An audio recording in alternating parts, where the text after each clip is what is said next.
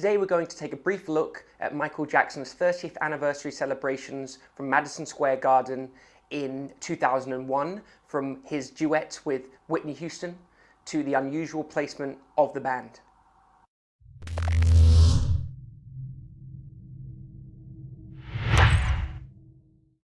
Welcome, Michael Jackson fans.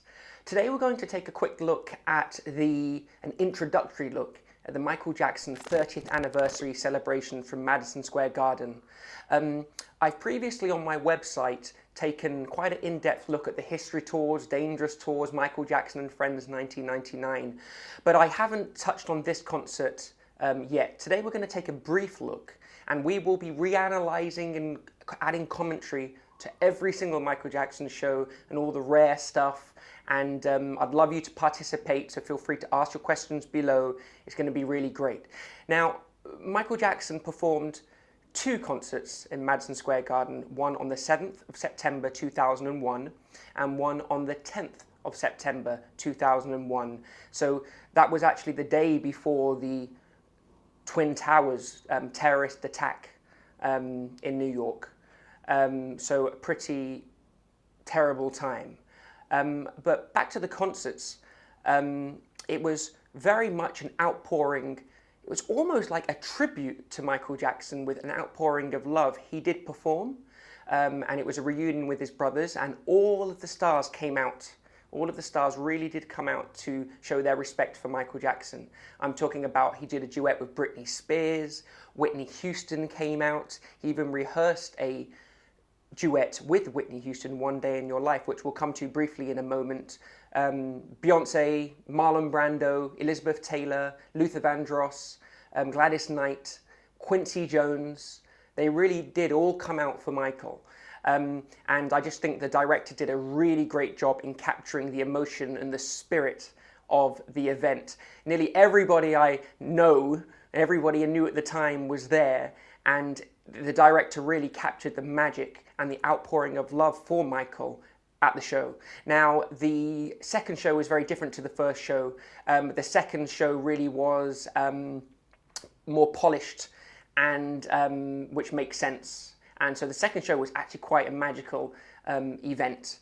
And the first one was great too. But we're going to take a closer look at a couple of things. And one of those things is the Whitney Houston and Michael Jackson duet, One Day in Your Life. Now, it's rumored in the Michael Jackson community that Michael was going to perform a duet with Whitney Houston, One Day in Your Life. And I can say today and confirm that's absolutely true.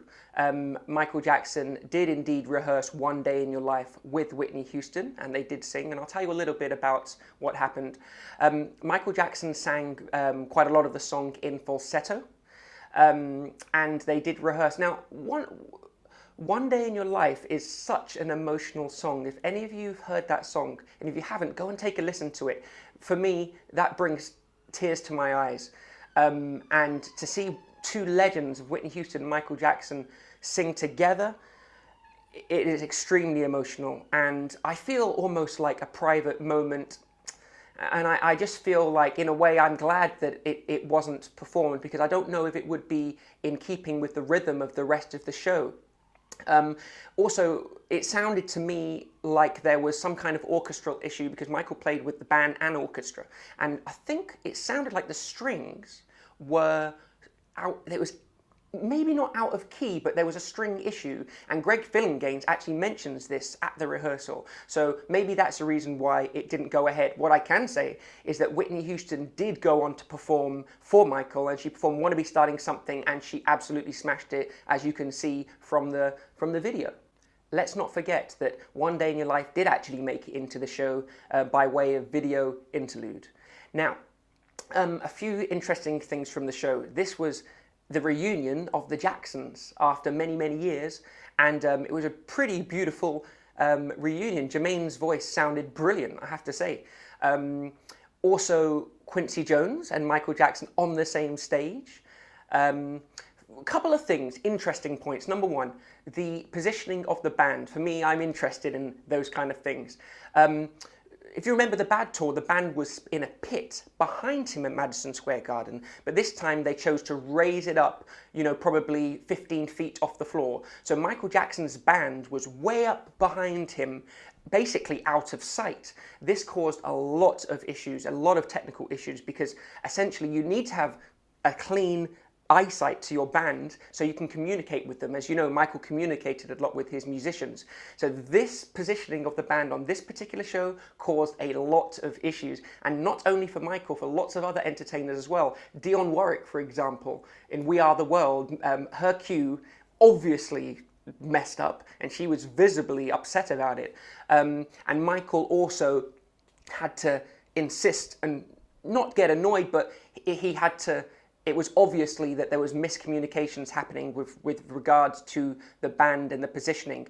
I feel that the drummer was way at the back, so he's, let's say, 15 feet up and way at the back. I think that this is probably too far away. It probably would have been better to have them on a level. I know it's probably a visual thing, but I'll just tell you quickly how it works. So Michael Jackson will cue his musical director. So Greg Gaines and Brad Buxer were both performing today. That's magical in itself to have them back together, first time since the Dangerous tour. Anyway, Michael will cue the musical director. The musical director will cue the drummer, and then the drummer will then start his track. Now, that process takes longer than you think because the drummer has to get the confirmation, start his track, give it maybe 1 bar, and then start.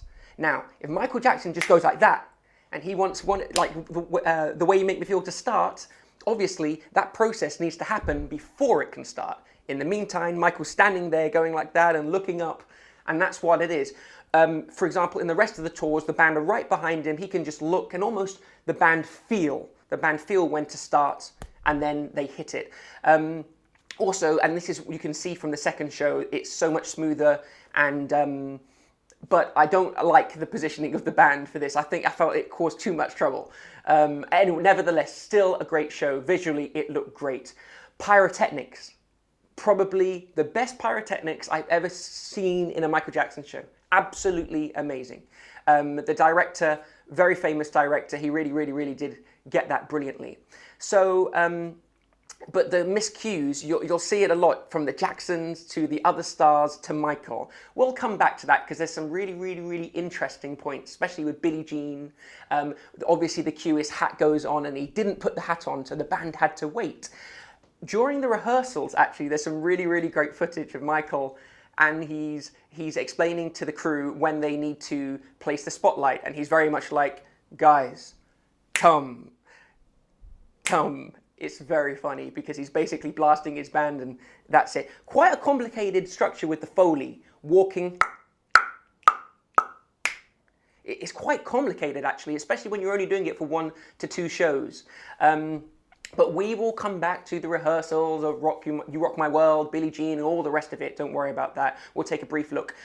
My perspective on the rehearsals is I feel like they shouldn't be released, to be honest. I feel that This Is It is a unique case. I get very emotional when I watch This Is It. I almost feel like I wish that it wasn't released. However, I understand why, and it had to be released.